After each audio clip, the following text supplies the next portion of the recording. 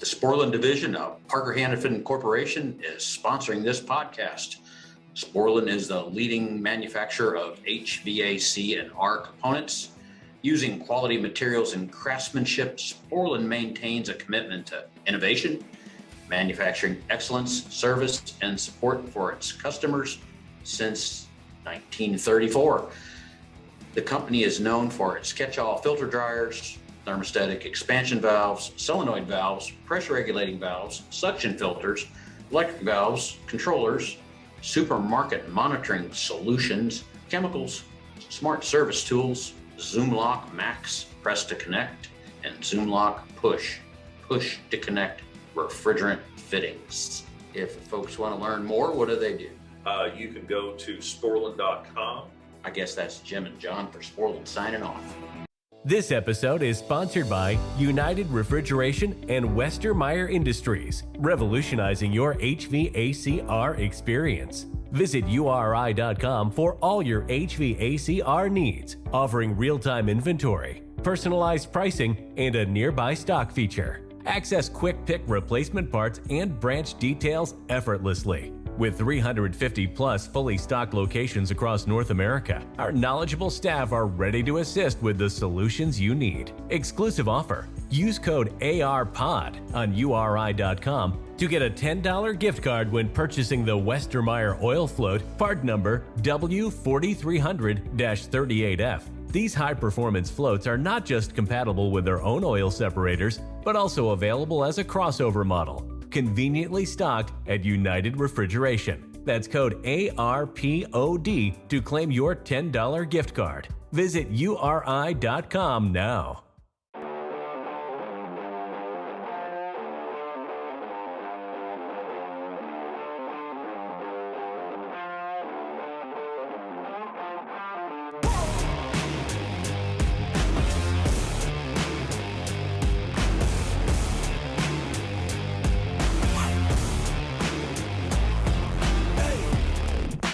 You were slowing down.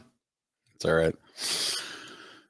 Good evening, everybody. Welcome to Advanced Refrigeration Podcast. You're here with your hosts, Brett Wetzel and Kevin Compass. I barely talked to you this week, man. What have you been up to?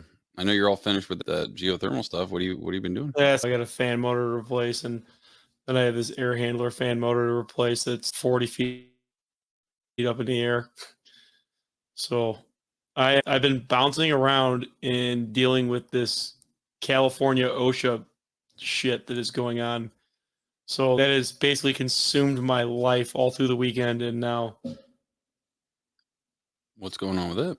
So basically every spot in Canada or in California where there's a heat source that can get above a certain temperature has to have two forms of temperature monitoring. Really? And it has to be done by a certain date. So now everybody's scrambling to get this done. Seriously? So you have all these retailers that are scrambling to get this done. Mm-hmm. So I had to source like 300 and something zone temp sensors. Yeah, like I basically bought every zone temp sensor that Microthermal and Copeland and Hunter Liberty and ACI had on the shelf at the time. And yeah, like hundreds of boxes of wire, and there's guys pulling wire all over, and then I'm going to land it next week. That sounds a bunch of fun. You're going to be in California all week? Yes, I will be in California all week. You're going to be miserable. The whole state. Yeah. The pay is way better. The northern part of the state. Yeah, it'd be a lot better if you could freely roam, though. Stop it. I don't want to. Work and hotel and work and hotel. Nowhere else. Yeah, that's been my week. And then just bouncing out of these CO2 stores, messing with a bunch of CC200 stuff yesterday. We had a bunch of comm issues. We were working with Copeland and other stuff to correct that. Like apparently the E3 doesn't like multiple BACnet comm loops. It only wants to see one RS-45 one. Really? So it's RS-45 to the first CC200. And then after that, it wants a full daisy chain IP loop after that. It's not like Sporland where they limit the devices. It wants to see one full length daisy chain of IP devices after that. And it did. It cut the comm problems in half. They were gone pretty much. So wait a minute. So what case controller are we talking? CC200s. So what? It was just one BACnet, just 3 wire ran to the first one, and then Ethernet all the way through.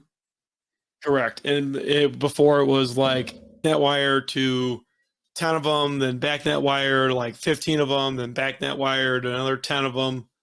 Oh, yeah, because you're passing They along had it all split the up information back and through, right? So now it's Ethernet cable all the way through. So it's BACnet to the first one, then it's Ethernet cable all the way to the other ones. Way faster. I'm sure. So also learned a lot about the BACnet naming. I knew some of it from Sporlan, but the way that it pulls the IDs out of the case controller and does the addressing. So it does it off of the case naming. So that's why the case naming is like super important. If it's BS01, it needs to be BS01 because that's how it gets the BACnet ID for the address in the E3.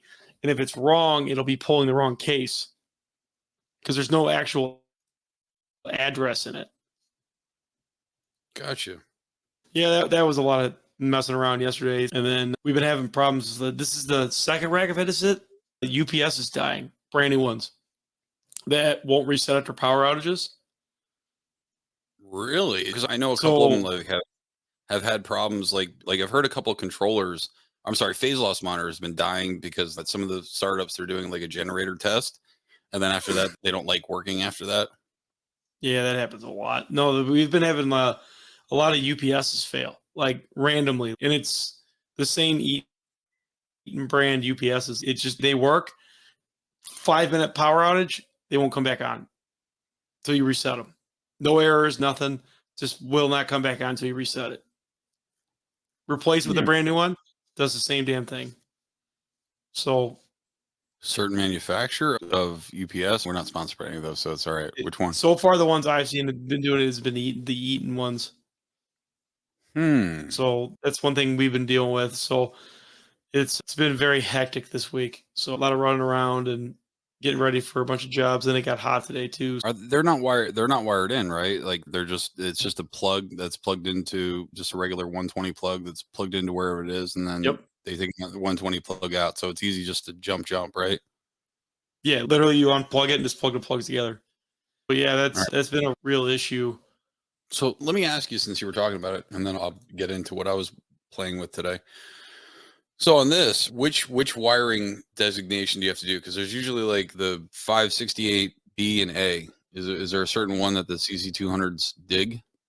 I don't think it matters, but I always do the left one. Okay. And so that's what I always see. Okay. So it's up to 40 cases. For like even if it's like on a secondary, the SC3 ones. So I think I know it's more than 40. No, the reason why I was bringing it up because I wanted to bring this up, the nomenclature. Oh, because I've never seen a document with CC200s unless I just haven't seen it, with the designation on how it works. So is this similar or exactly how it works with the CC200? Yeah, basically same exact way. Oh, really? Okay. It's just about the same way. I'm sure it's slightly different, but A circuits that start with a 1. Then it's like the second number, like BS is 13, and then MTB is a rack identifiers, and then you have your case identifiers. Oh, okay. So it is really similar. So it's basically the same exact way. Okay. I just didn't know. That's why I brought it up, because I knew that there was a designation. I knew exactly where the document was, so I just wanted to make sure. And so you can see up here, look, like this one's labeled A01A, right? So rack A. And then let's see, A01. Yeah, when you look at the BACnet address in the E3 or even the E2, when you're on there, that's how you get that address for it. And if you have to enter it manually, that's how you would figure out how to enter it manually. Oh, okay. Because I had one that we couldn't get to come online no matter what. It wouldn't scan for it, and I had to end up hitting it and entering it manually. So I had to figure out it was BS01 or BS03D. I had to sit there and I had to do all the numbers until I got the address, and then we got to finally come online. So now I'm confused on this, because so I see A, right? So that's obviously that one. And then so 01, I don't know where they're getting the 00 from. So I don't think it, I think it just treats a 0. Oh. Okay. As far as I can tell. Interesting. But this seems to be like I haven't done a ton of BACnet stuff, but it seems to be like a industry standard way of naming things. Gotcha. Because you look like down the side, you got A, B, 3 through H. Okay, so it's their letters, they're alphanumerical. Okay, so the first, okay, I gotta get it now. Okay, so it has to have 2 digits for the first one, and that's why it's 10. And then the next 3 go together, 2, 3. Yep. And then case position is just number 1. Huh. Yep. Gotcha. So I've never had to do any from scratch, and that's why I was asking. yeah, that was the first time I've had to do them, but it got done wrong here, and basically a bunch of cases were the wrong cases were communicating to the wrong things. Okay. Some stuff got moved around, and the case labeling was wrong, and then none of the SC3 or the CC200s came out programmed from some of the manufacturers, so that was a huge issue. The other thing, we had 2 case manufacturers where every single case came in, the EVs were wired wrong. Oh. And it was something different every time. It was either they took the wires into single decks and they just shoved them in there without stripping them, which really was a pain in the ass. And you're taking all the kick rails off, and they just shoved the wires in without stripping them to a terminal block. Okay. And then, or they switched the EEV and the EPR. Okay. Are they or they wired. What? No, go ahead. Finish. Or all the coils were backwards. Like discharge air temp 1 was really suction temp on coil 2. Like it was a ton of work. Like it turned like a 4 to 6 hour, or should have been like a 2-hour case startup. Just start up a bunch of going around the island, make sure they're all working, and a 6-hour rewire job. So was this just a case swap out? This wasn't a new rack or anything? This was just new cases, yeah? New islands on one new rack, and then some new or all the new islands on the existing racks got extended in new islands. Okay. New cases. So all the islands got case controllers. Now, I know we talk about startup all the time and about you going through with the duster. Are you doing that? I guess you didn't do that on this one. I actually didn't start the cases here. So I started the rack, and it had coils, and that was it at the time. Mm-hmm. So that was afterwards, and that was when I was dealing with my geothermal adventure. So somebody else was there. Yeah. My geothermal adventure that has so far been decent. Well, you said it was going pretty well. Why is it still rolling all right? There's still a lot of experimental things going on there. Just watching and seeing and tweaking and taking alarms out that don't need to be there, that are just nuisance, or extending out alarm delays or on certain things, and seeing how things cycle and react, because there's just so much going on. So I'm going to bring this up a different document. So I had a question about this. So did you guys actually have this thing set up? Because in the CC200s, you can have it both, either EPR is adjusting off of pressure or it's adjusting off of the actual case temperature. Please tell me they allowed you to program it the way you wanted to. So we got some leeway with that. So yeah, it was running off of pressure. Awesome. Saturation, and then it was stepping up. Like it floats up off case temp. Oh, okay. So like you set it for, it's essentially floating the cases as you would like if you had a rack. Suction. Yeah. Yeah. Huh. Interesting. I like the CC200s. They work fairly good. The app's a little janky at first to get used to. Other than that, it's pretty decent. Is there any secret password that you needed for roll into it? It's all approval, so it's by person. Oh, so you get a hold of someone and then they just put your name in there and then you're approved and then no harm, no foul. No harm, no foul. So you got to get approved for it. It's fairly easy to program by hand, like on the Mhm. app. You don't have to sit there and program everything on the screen. You could do everything off the app. Anything they could do on the E3, you could do on the app. That's freaking cool. I will say that the only thing that kind of stinks at the E3 is the tile setup has to be set up for every single circuit. Oh, so you have to basically So designate how you want each one set up. in the E3. Gotcha. So that's quite a bit of work. But other than that, it's been pretty good. Now I know you wanted to talk about something that you had gone through.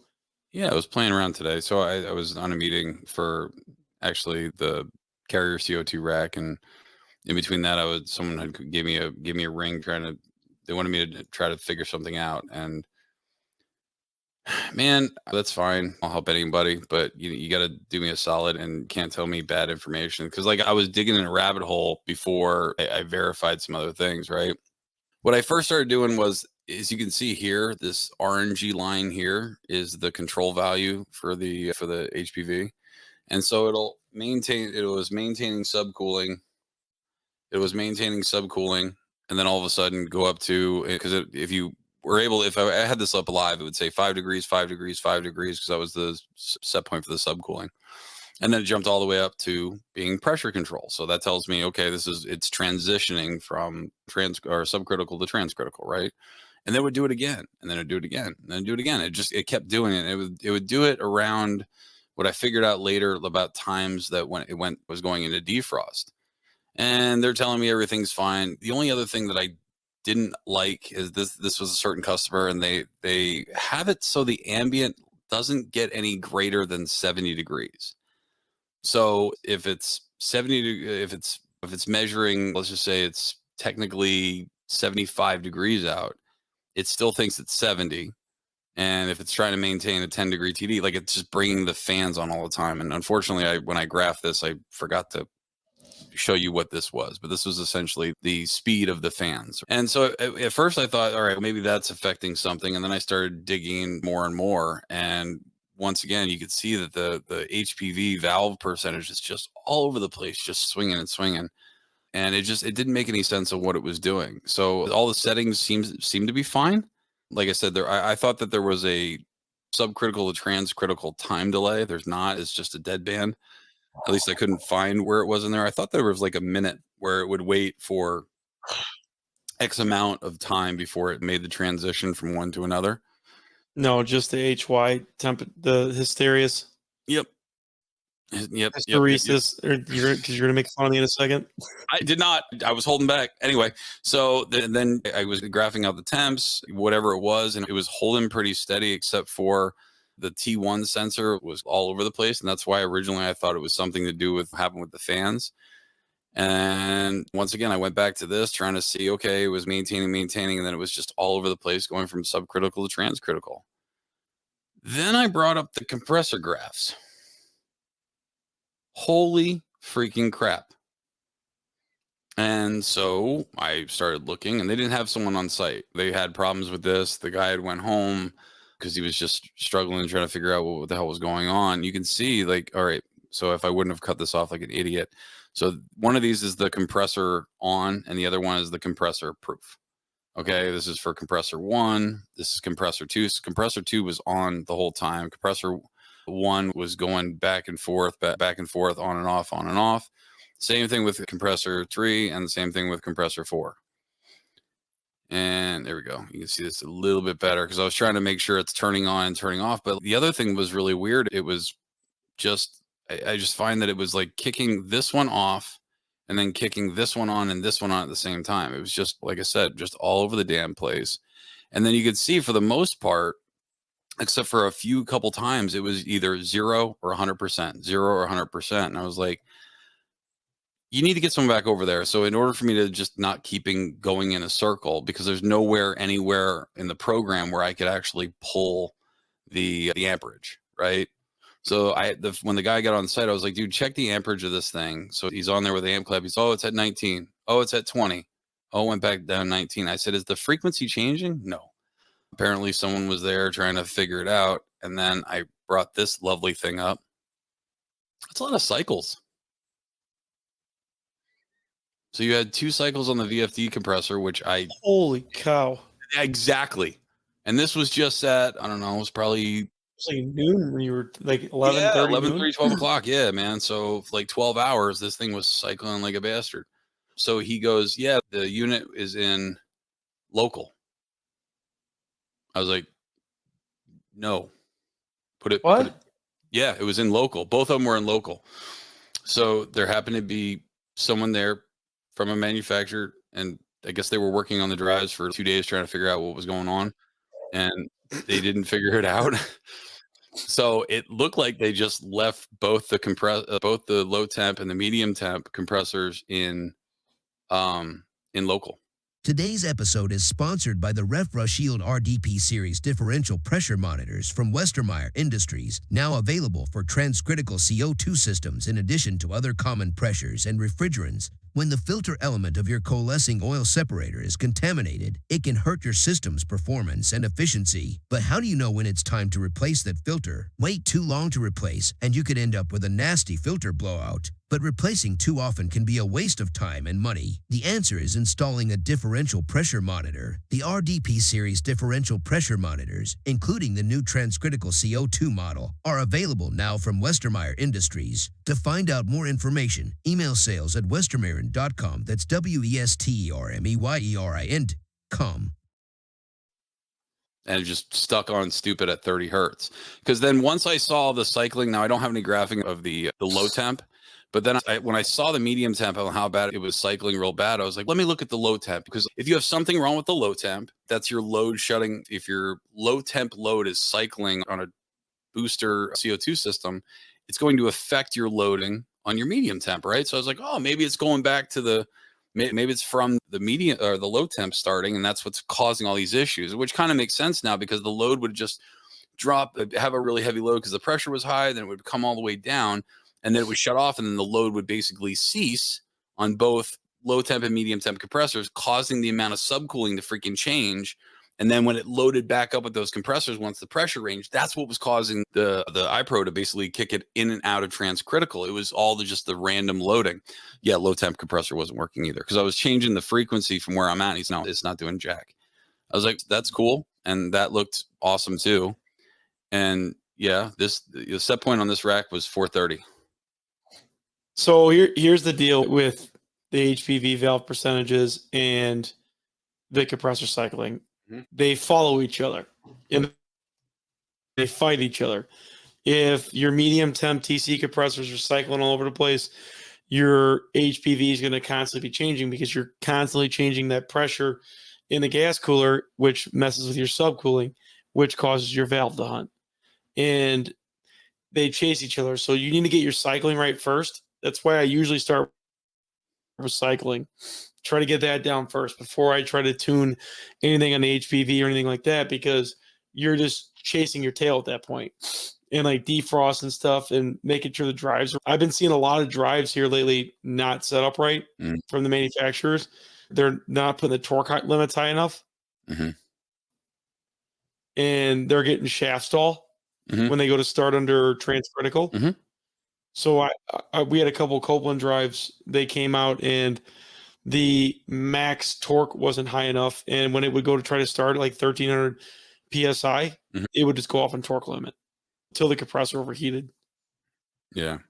Like I said, when the gentleman called me, I was like, oh, I'm sure he did all that footwork and I was wrong. So like I didn't start there. He's the HPV's all over the place. And I'm just making sure first that everything was programmed properly, everything was on the same pipe, verifying, because usually on the outlet of the gas cooler, you got the sensor going to the iPro or 782 or the 326 or whatever. And then usually you have some sort of backup sensor. And so I was like, all right, let's tracking. Like it was making sure it was right on the same one. And then, like I said, I started going to a rabbit hole, making sure like why it would go from subcritical to transcritical. And after everything looked all right, was like, let me look at the compressors. And then that's when I would notice that the medium temp was all cattywampus. And then I was like, oh, maybe it's the low temp causing it. And then the guy finally got back on site and I was changing stuff remotely. I was like, hey, what's it doing? He's like, it's still there. And whoever played around with this, basically, to keep from the compressor from really overcycling, they had the deadband for the medium temp compressors at a 40 deadband. Yeah, I got a good one. So this was yesterday. Guy starting a small transcritical rack, 100 degrees outside where they were at, and they could not get they had like 2 or 3 tanks of CO2 in there, instant high heads every time we would try to start. So we've run into this quite a bit. It only happens when you're starting up and it's super hot on the roof and you don't have any flow. So what ends up happening is that drop leg temp sensor for the iPro, it ends up raising up the set point so high on the pressure. So it ends up raising it to the max and it can't react fast enough because the PID is all wound up because your pressure's low. So your PID is all wound up.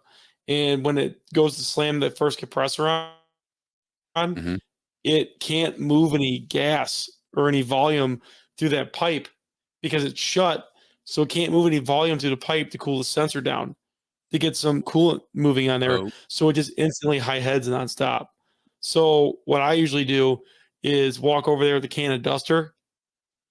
And while the rack's turning, if it starts doing that, I walk over there, flip the can of duster over, shove it in the Armaflex, and give her a good couple squirts, make that temp shoot way down so that valve opens wide up. So that way you get the flow moving. So that's a trick to get these racks back going when they're first starting out and it's all bricked up. Okay, so let me preface that just when you're first starting it up. Now, I do not recommend that if you have a rack that's already fully loaded up and happens to go off on high head. Just don't shoot it on with the duster just to get it to roll. Maybe. You still got safeties. It'll still show it on the receiver high pressure. We've honestly had to do this on one that's stalled out like that.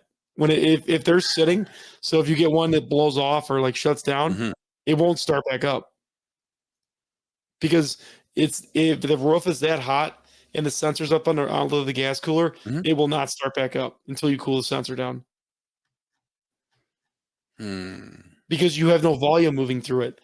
Instantly, every time it tries to start a compressor, it just hits the high pressure valve wall and instantly shoots off on high pressure. Oh yeah, because the thing's going to be at 0. Yeah, because it's going to be at 0, but it's also at its max set point too, because the sensor's so hot.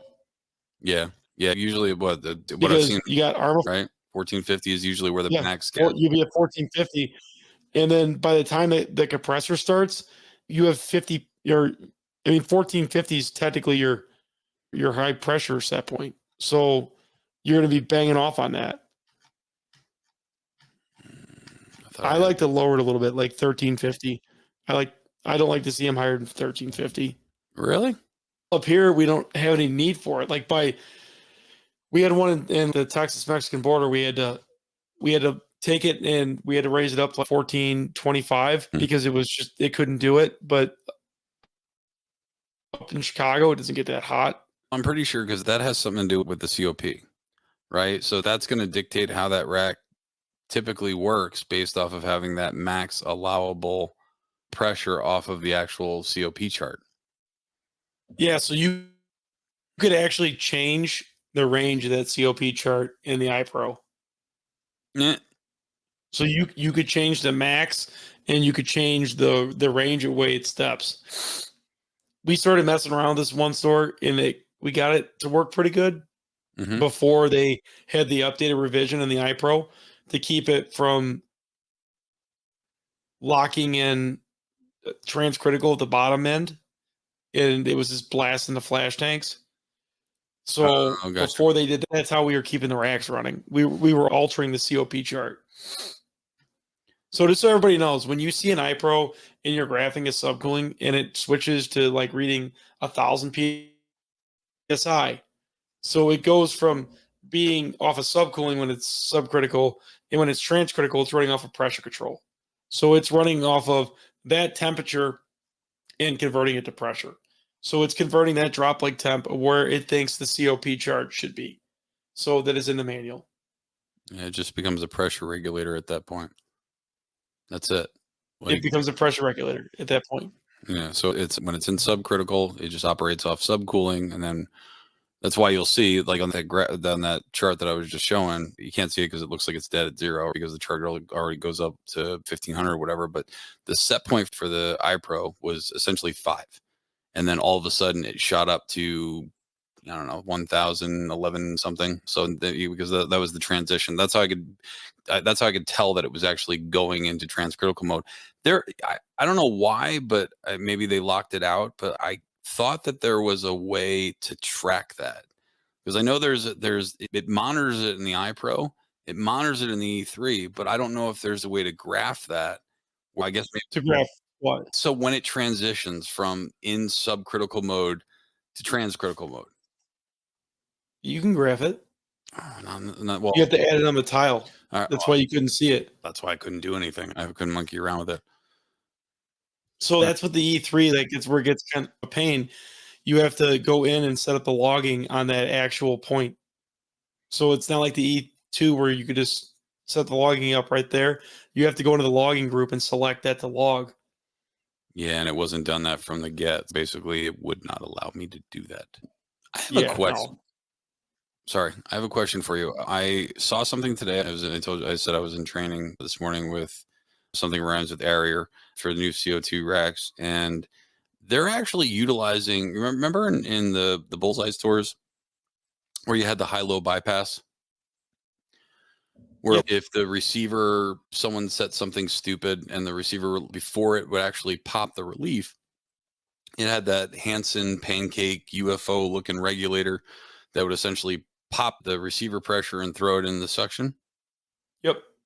So there's some CO2 racks made by Area that are starting to do that,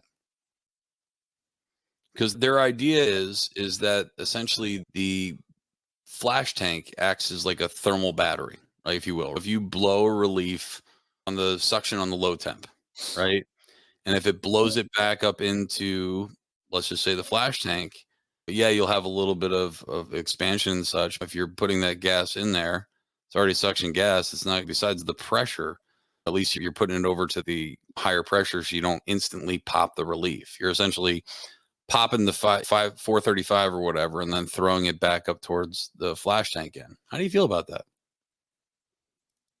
They're popping the suction relief into the flash tank? I believe so, yeah.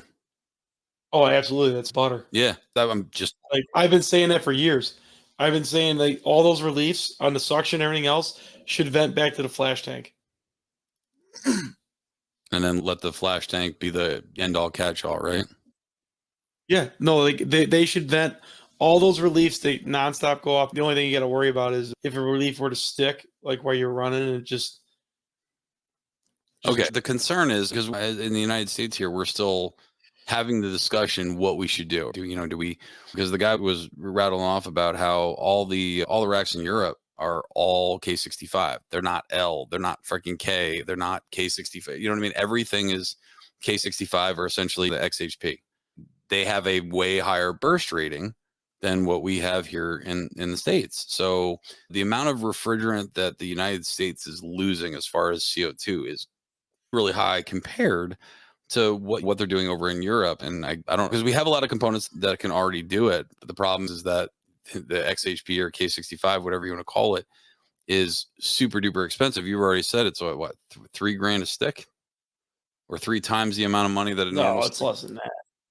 All right. It's less than that, but it's still expensive. It's super expensive here. But like at the end of the day, it is what it is. Like, yeah, I would like to see all the stores be 90 bar. That'd be cool. It also sucks to put that stuff in because tubing cutter, forget it. Bandsaw. Dude, it's so thick. Like you'll wear out a tubing cutter in a couple cuts. Really? It's thick as shit, dude. Like I tried cutting. I've seen it, but I've never had to cut it with a cutter. It took a straight 5 minutes with a piece inch and an eighth. Really? You think the Milwaukee cutter won't do it? That's what I was just about to ask. Finger pincher 5000, as you would refer to it. Yeah, it's too thick. It works great though that every customer doesn't want a bandsaw. So when I had the construction had some XHP copper, and I was like, hey, I want to build a charging / vacuum tree. And I was gonna get the caps and just borrow their piece of 1.5 inch. And like I said, went through the bandsaw, it went through real nice and easy, but it is messy. One of my guys, Dylan, was down in Corpus Christi starting up a rack, and he said he found some cat down there that worked at a hydraulic store. And dude, this guy was like all excited about making all this stuff for what he was needing. He's like, I need hoses. He wanted to get hydraulic hoses made. He's like, oh, I'll make them up, no problem. And then he's like, oh, we can make a manifold. You want to make a manifold? I would like to see like the 90-degree valves, but would you be opposed to just putting regular high pressure ball valves like on the header if you had something prefab made? For right? what? So you can use it for a vacuum tree and a charging tree. No, I would use it as a vacuum tree. Like I have one made out of stainless that my brother made For vacuum or charging? for charging, Okay. and I use it for recovery too. So what I do is my charging rig is the ball valves are on the hoses at the end of the tanks. So I got just hydraulic fittings. So hydraulic they're 3/8 hydraulic valves from like Parker Fluid Ketchling or whatever that was called. It's a Parker hose.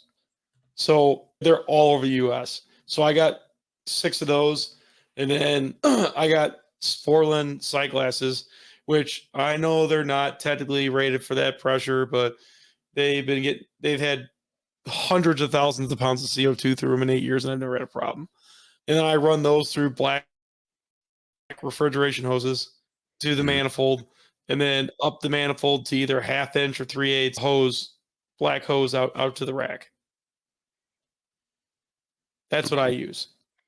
So I want to just make sure I'm getting this right. So I found this while you were speaking, something like that, like hydraulic Parker ball valve thing right there. Mine are like cheaper. But my point is, so you basically connect new adapters to each single one, and then connect it right to here. I have Like- 1/4 inch flares on there, or 3/8 flares on them.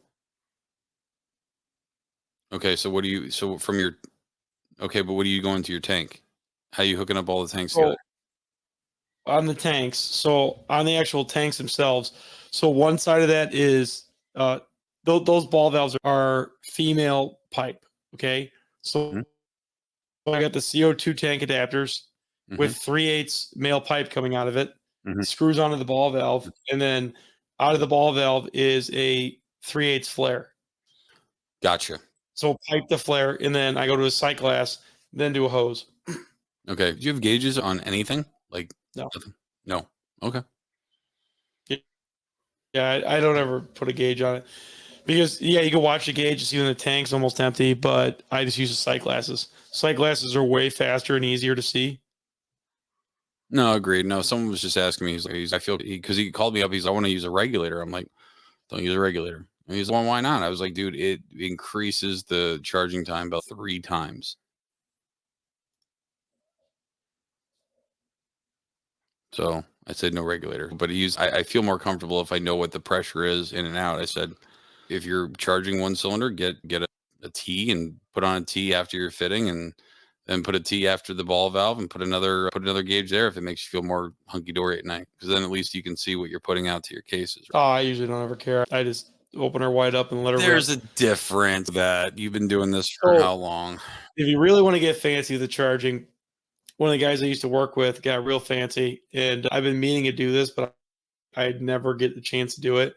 He got BACnet hydraulic fittings. So like the quick connect hydraulic hoses from like Parker or something, like they would use on a BACnet or like a piece of equipment so they're rated at like thousands of pounds of pressure. Would you call them BACnet? What? Like their equipment, like hydraulic quick connects. So he's got those on a header made up. So you can literally pull one off while you're feeding CO2 through it. Nothing leaks out. You could put them back on and add tanks as you go. Mm-hmm. Like they're like the ultimate quick connects. And all this shit's like off the shelf stuff or off Amazon. So you're talking Yes. like that. And you can make a header out of them.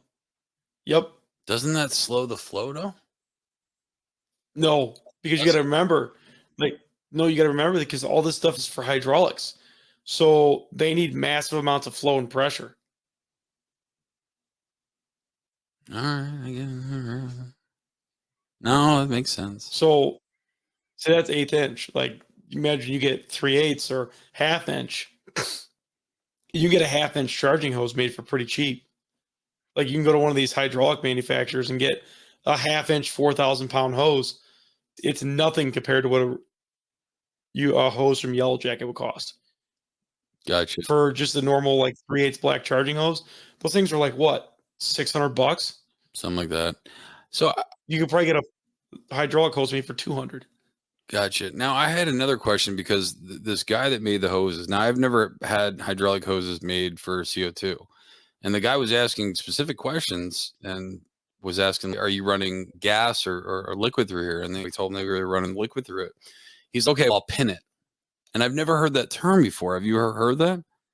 No. So Just say it was. Yeah, he was gonna, I guess the outside jacketing, he was gonna put small little pinholes in it to keep the outer casing from it from bubbling up from capturing moisture within the actual outside jacket and the actual hydraulic hose itself. Oh, it's funny because that's what happened when we started that last wreck of Michigan. I was using their hydraulic hose, and I'm like, what the hell's going on down there? I'm like, look at the hose, and this is pop. So I'm like, oh, that's pretty cool. So this kid, I think this kid he was way too excited about making hydraulic hoses, but he asked me about, should I pin it? And he's like, I don't know what that is. And he explained that if you make a hydraulic hose and it's able to capture moisture, because the inside is going to get real cold, the outside's warm, so it's going to potentially condense on the inside. So apparently he went through, I don't know if there's an actual process, but he went through and actually put pinholes within that shielding. So what you had, where were you at? I was in Michigan. Yeah, so where you're in Michigan, you wouldn't, your hydraulic hose would have went pop, pop, pop. Oh, it did. No, I said it. I thought one of the idiots in a forklift ran it over. Pretty sure I was actually yelling at the apprentice too.